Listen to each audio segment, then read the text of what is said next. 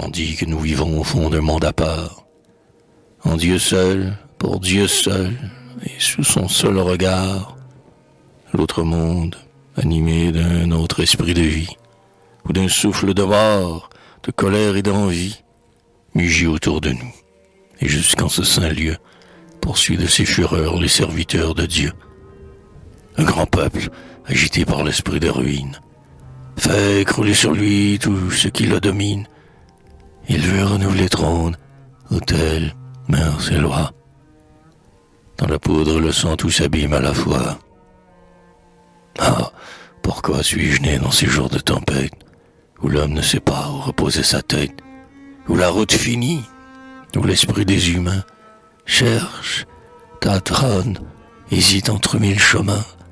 Nous pouvons ni rester sous un passé qui croule, ni jeter d'un seul jet l'avenir dans son moule. Métal extravasé qui bouillonne et qui fuit, court, ravage et renverse, et dévore et détruit, et, consumant la main qui touche à son cratère, déracine le siècle et l'homme de la terre. Heureux, du moins, heureux que la lueur de foi vive encore dans mon œil et marche devant moi.